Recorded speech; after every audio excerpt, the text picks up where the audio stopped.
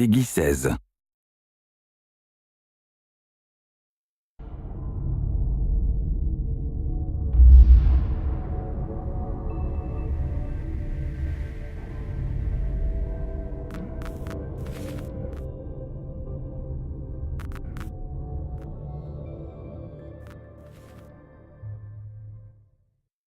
Brink takes place on the Ark. It's an immense artificial floating city at sea, built as part of a contemporary green vision, but now existing in 2045, and having lost contact about 20 years beforehand with the rest of the Earth, it exists in complete isolation with what were originally sustainable resources now in limited supply.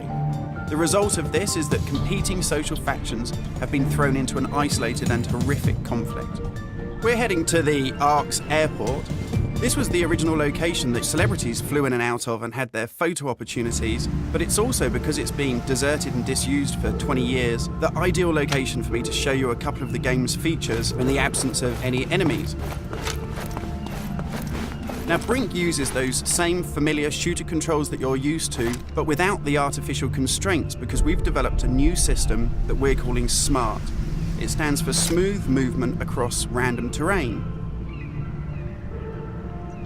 If you walk up to something that's an obstacle, just as you would do in any other shooter, you'll stop. But if you want to try and indicate to the game that you want to get somewhere as quickly as possible, using this SMART button, you're able to vault, mantle, and climb with ease. And this is a cool system for helping you navigate through the game, but it's not an autopilot. You don't enter a canned animation that you can't get out of. It's great for advanced players too. If you're approaching an obstacle, like a security sensor, and you want to make it through that obstacle without perhaps alerting the enemy to your presence, you could just look up, and you'll mantle up and over that automatically. And by the same token, if you use your same SMART button just running towards something and looking down, you'll indicate to the game that you're able to slide under something. And this is really important because in Brink, we want you to be able to make tactical decisions about where you go and how you play. It's not a rail shooter where you're on a kind of minecart witnessing canned cinematics. And that's important too, because in Brink, irrespective of whether you play offline or online, you can create a cool identity for yourself that really reflects how you want to play the game. So in Brink, you take on a combat role that suits your preferred playing style, whether you're on the front line attacking the enemy or perhaps at the rear doing support. You'll take part in military objectives as part of a coordinated squad.